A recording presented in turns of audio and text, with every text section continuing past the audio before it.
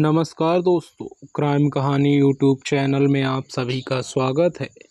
आज की कहानी रजनी बाला की है, जो चंडीगढ़ की रहने वाली है। इनके पति का नाम मनमोहन कुमार सिंह है। दोस्तों, यदि आप इस चैनल पर नए हो तो इसको सब्सक्राइब कर लीजिए और बेल आइकन को ऑल पर प्रेस कर दीजिए, ताकि जब भी मैं ऐसी क्राइम से जुड़ी सच्ची कहानियाँ लाऊं उसका नोटिफिकेशन आपको मिल जाए। तो चलिए आज की इस कहानी को शुरू करते हैं। एडवोकेट मनमोहन सिंह पंचकूला अदालत में अच्छी प्रैक्टिस चलती थी। परिवार में उनकी पत्नी रजनी बाला के अलावा 2 बेटे 9 वर्षीय निखिल और 7 वर्षीय तन्मय थे।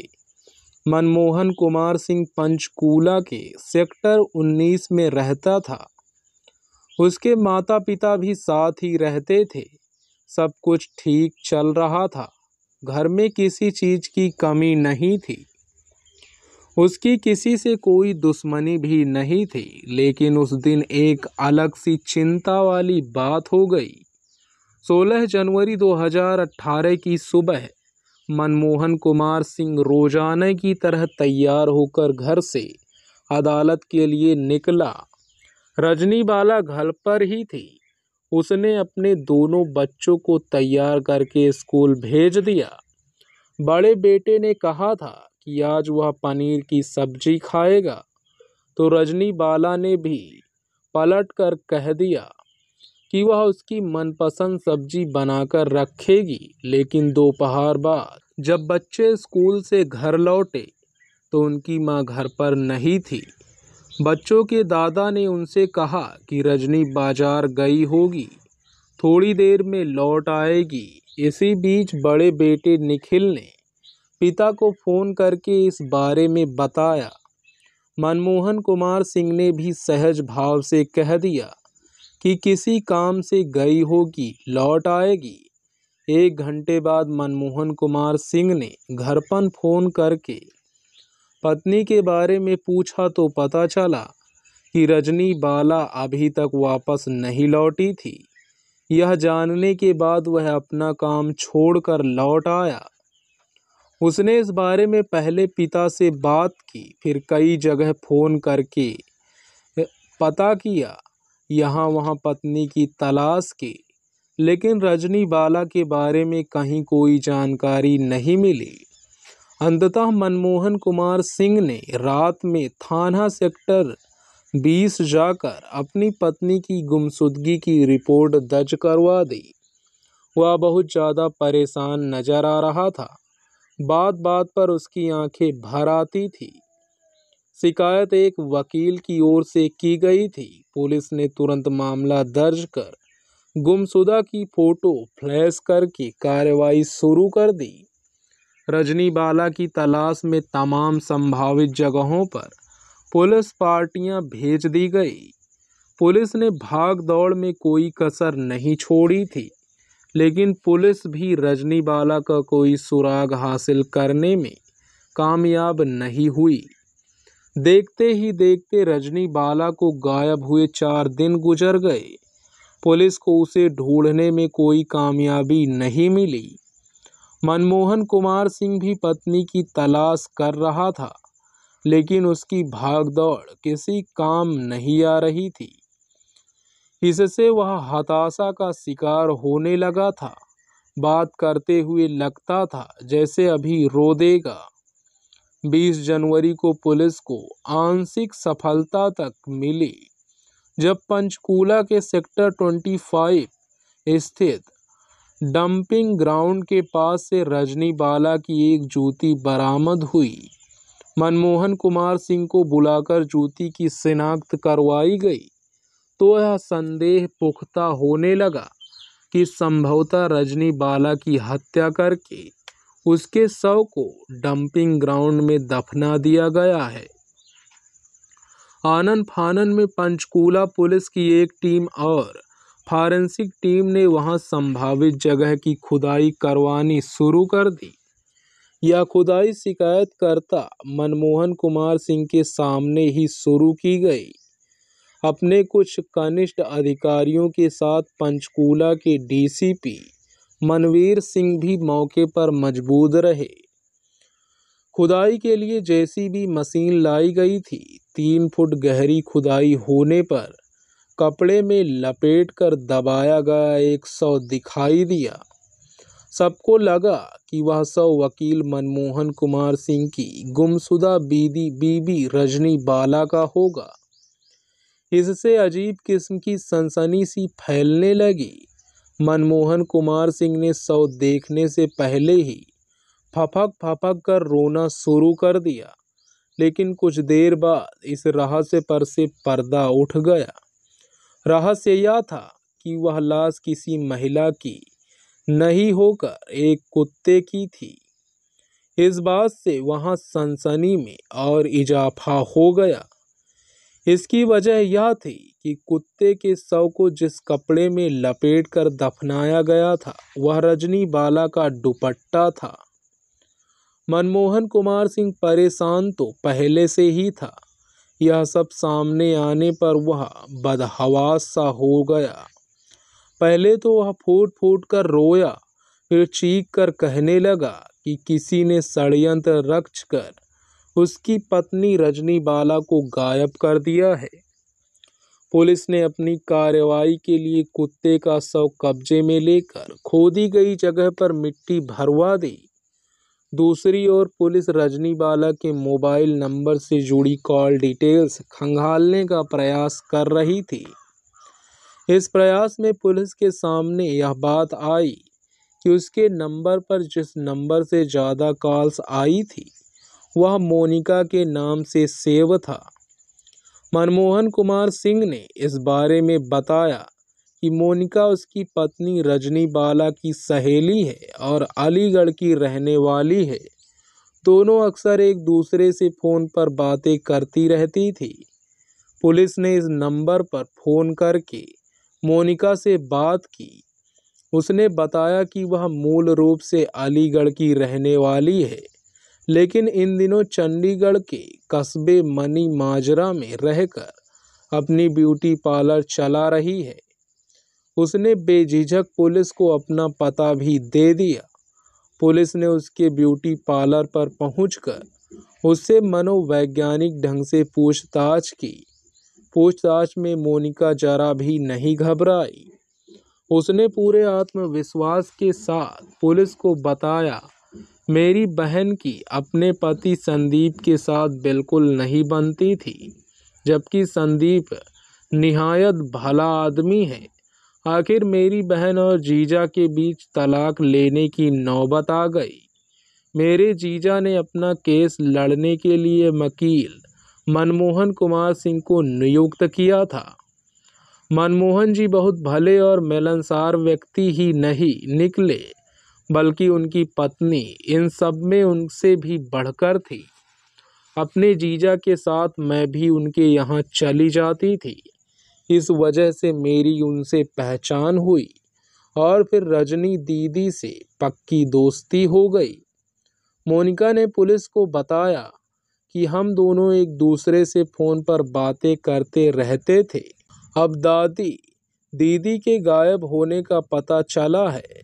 मैं तो खुद नहीं समझ पा रही हूँ किस तरह अचानक वह कहाँ चली गई। इन लोगों की तो किसी से कोई दुश्मनी भी नहीं है। दोनों खूब हंसमुख हैं। पति पत्नी के बीच कभी कोई मनमुटाव नहीं हुआ, तो ऐसी भी कोई बात सामने नहीं आई। दोनों का अपने बच्चों से भी बहुत लगाव है। यह बताने के बावजूद मोनिका खुद पुलिस के संदेह के दायरे में आ गई। वजह यह कि उससे इतना कुछ पूछा नहीं गया था जितना वह बता गई थी, लेकिन एक बात उसके हक में जा रही थी। रजनी बाला के गायब होने से पहले उसके मोबाइल नंबर पर जो अंतिम कॉल आई थी वह मोनिका की ही नहीं थी। यह कॉल किसी अज्ञात नंबर से आई थी। रजनी बाला ने यह नंबर सेव नहीं कर रखा था। पुलिस ने उस नंबर का पता लगा लिया। वह नंबर एक रिक्शा चालक का था। पूछताछ करने पर उसने पुलिस को बताया कि 16 जनवरी को दिन 10 से 10:30 बजे वह उसका रिक्शा लेकर जा रहा था। तभी उसे रास्ते में रोक कर एक युवती ने उससे पूछा था कि क्या उसके पास मोबाइल है। उसके हाँ कहने पर युवती ने कहा कि वह अपना मोबाइल घर भूल आई है। फिर उसने पैसों का लालच देकर उसके फ़ोन से एक कॉल कर लेने को कहा। उसने अपना मोबाइल युवती को दे दिया। वह नहीं जानता कि वह युवती ने उसके फ़ोन पर किससे क्या बात की। रिक्शा चालक को ले जाकर जब मोनिका के सामने खड़ा किया गया तो उसने उसे पहचानते हुए बोल दिया, जी हाँ, यही मैम साहब थी जिन्होंने मेरे फ़ोन से बात की थी। इस पर पुलिस मोनिका को संदिग्ध मानते हुए थाने ले आई। वहीं उसके मोबाइल पर उसके जीजा संदीप का फ़ोन आ गया। उस वक्त वह सेक्टर 20 पुलिस स्टेशन के प्रभारी विकास कुमार के ऑफिस में बैठी थी। उससे मनोवैज्ञानिक पूछताछ का सिलसिला शुरू होने ही जा रहा था कि उसके जीजा का फ़ोन आ गया तो मोनिका के जरिए संदीप की लोकेशन मालूम कर ली गई। उस वक्त वह पंचकूला में ही था। एक पुलिस पार्टी जाकर उसे भी राउंड अप कर आई। थाने में दोनों से पूछताछ शुरू की गई। दोनों ने रजनी बाला का कत्ल करने की बात मानते हुए सीधे सीधे यह कह दिया कि भले ही रजनी बाला को मौत के घाट उन दोनों ने उतारा था, लेकिन उसकी लाश को अंतिम रूप से ठिकाने लगाने का काम खुद रजनी बाला के पति एडवोकेट मनमोहन कुमार ने ही किया था। यहाँ तक कि इस खूनी साजिश को रचा भी मनमोहन कुमार सिंह ने ही था। 27 जनवरी 2016 की बात है। मोनिका और संदीप थाने में विधिवत गिरफ्तारी दिखाने के बाद उसी दिन पंचकूला के सूरज थिएटर के पास से वकील मनमोहन कुमार सिंह को भी पकड़ लिया गया। तीनों को एक सप्ताह के कस्टडी रिमांड में लेकर गहन पूछताछ की गई। इस पूछताछ में इन लोगों ने पुलिस को जो बताया उससे रजनी बाला के गायब होने से लेकर उसके कत्ल तक की सिलसिलेवार गाथा कुछ इस तरह सामने आई। मोनिका का जीजा पेशे से ट्रक ड्राइवर था।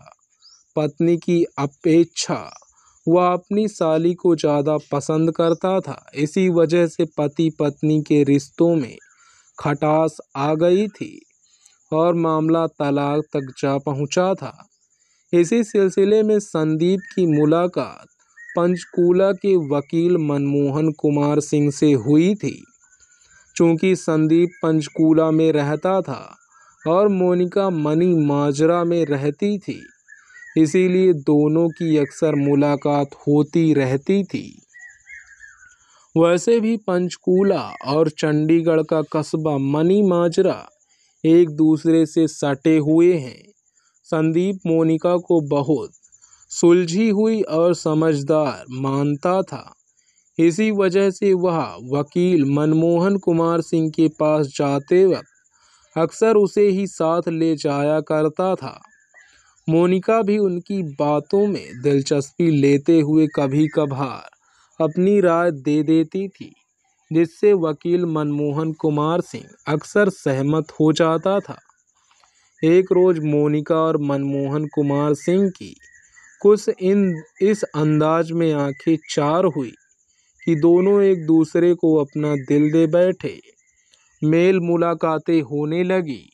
आखिर एक ऐसी स्टेज आ गई जब यह तय हो गया कि मनमोहन कुमार सिंह अपनी पत्नी को तलाक देकर मोनिका से शादी कर लेगा।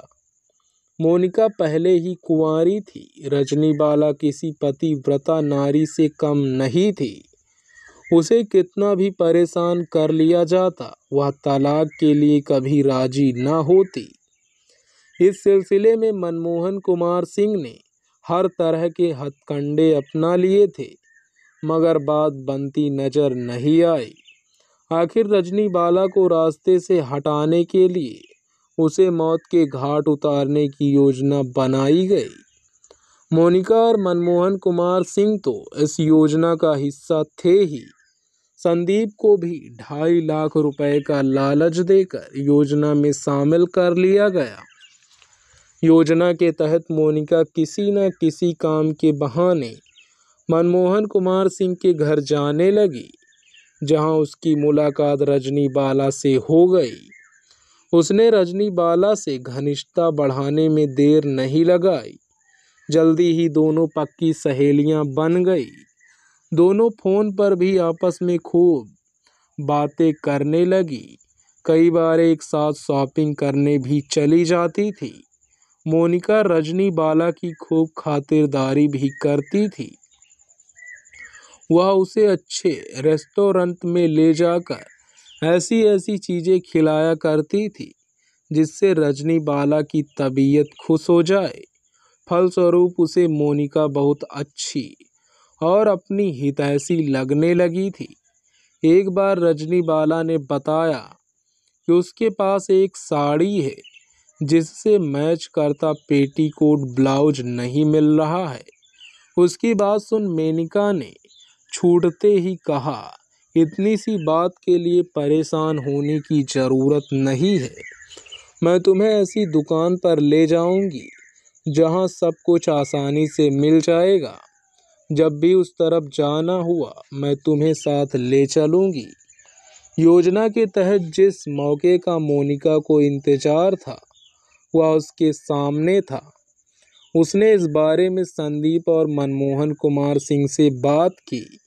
मनमोहन कुमार सिंह शुरू में ही उन्हें कहता आया था कि उसकी बनाई योजना के चलते रजनीबाला को मौत के घाट उतार देने पर भी वे कभी नहीं फंसे, और अगर बुरी किस्मत के चलते फंस भी गए तो भूल कर भी पुलिस के सामने मेरा नाम नहीं लेना। आखिर तुम लोगों को बचाना तो मुझे ही है। वैसे तुम लोगों को यह भी बता दूं कि अगर तुम अपने काम में सफल हो गए तो मैं रजनीबाला की लाश को वहां पहुंचा दूंगा जहां से उसे कभी कोई ढूंढ ही नहीं पाएगा। संदीप और मोनिका तो पहले से ही वकील मनमोहन कुमार सिंह से प्रभावित थे। उनकी नज़र में उस जैसा चतुर दूसरा कोई नहीं हो सकता था। योजना को अंतिम रूप देते हुए 16 जनवरी को 10:30 बजे मोनिका ने एक रिक्शा चालक से उसका फ़ोन लेकर रजनीबाला को कॉल करके सेक्टर 21 में एक जगह बुलवाया। बनाई गई योजना के तहत मोनिका अपना मोबाइल फ़ोन पहले ही चंडीगढ़ में किसी के पास छोड़कर आई थी। ऐसा उसने इसीलिए किया था ताकि अगर पुलिस उस पर शक करने भी लगे तो घटना के वक्त के उसका फ़ोन लोकेशन चंडीगढ़ ही आए। खैर करीब घंटे 1.5 घंटे बाद रजनीबाला उस जगह पर पहुंच गई जहां पहुंचने के लिए मोनिका ने कहा था। मोनिका उस वक्त अपनी कार में थी जिसे संदीप चला रहा था। रजनीबाला के आने पर मोनिका ने उसे कार की पिछली सीट पर बिठाया और खुद को अगली सीट से उठकर पीछे उसकी बगल में बैठ गई। बैठते ही रजनीबाला के साथ लाए लिफाफे में साड़ी निकालकर मोनिका को दिखानी शुरू कर दी, जिसने उसे उलट पलट कर देखते ही कहा, इस साड़ी से मैच करता पेटीकोट ब्लाउज तो उस दुकान से बड़े आराम से मिल जाएगा। इसके बाद दोनों इधर उधर की बातों में मशगूल हो गई, जबकि संदीप कार की एक वीराने में ले गया। वहां पहुंचकर मोनिका ने रजनीबाला की नज़र बचाते हुए पहले तो उसका सेलफोन उठाकर स्विच ऑफ कर दिया, फिर कार के शीशे से बाहर की ओर देखते हुए चिल्लाकर कहा, यह देखो कितना खूबसूरत बंदरों का जोड़ा। उस वक्त रजनीबाला का चेहरा सामने की तरफ था। मोनिका की बात सुनकर उत्सुकतावश वह भी अपना चेहरा घुमाकर खिड़की के बाहर देखने लगी। तभी मेनिका ने बड़ी तेजी से अपने साथ लाए नायलॉन की रस्सी रजनी बाला के गले में लपेटकर कस दिया। रजनी बाला छटपटाने लगी तो संदीप ने कार रोककर वहीं से पीछे घूमकर उसके घुटने दबा दिए। कुछ देर छटपटाने के बाद रजनी बाला शांत हो गई। उसके प्राण पखेरु उड़ चुके थे। वहीं पास में डंपिंग था जहां उन्होंने शव को गिराकर उस पर कचड़ा डाल दिया।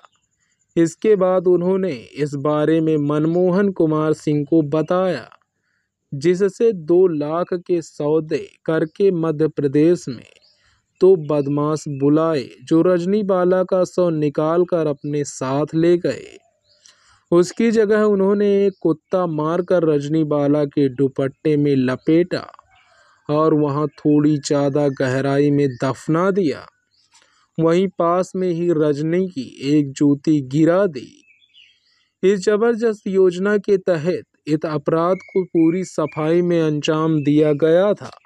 तीनों को अपने पकड़े जाने का अंदेशा नहीं था, मगर तीनों पुलिस के हत्थे चढ़ गए और पूछताछ के वक्त की गई सख्ती के आगे सच्चाई को छिपा नहीं पाए। तीनों अभियुक्तों न्यायिक हिरासत में अंबाला की सेंट्रल जेल में बंद थे। रजनी बाला का शव बरामद करना तो दूर, पुलिस शव को पंचकूला के डंपिंग ग्राउंड से निकालकर ले जाने वाले बदमाशों तक का पता लगाने में असफल रही। पंचकूला पुलिस ने इतिहास का यह पहला केस माना जा रहा है जिसके कत्ल हुआ, कातिल भी पकड़े गए और पुलिस के सामने उन्होंने अपराध भी स्वीकार कर लिया, लेकिन मकतूल की लाश बरामद नहीं की जा सकी। दोस्तों, इस कहानी का उद्देश्य किसी को परेशान करना, किसी का दिल दुखाना नहीं है, बल्कि आपको जागरूक करना, आपको सचेत करना है। ऐसी ही क्राइम से जुड़ी सच्ची कहानियाँ सुनने के लिए इस क्राइम कहानी चैनल को सब्सक्राइब करें और बेल आइकन को ऑल पर प्रेस करें।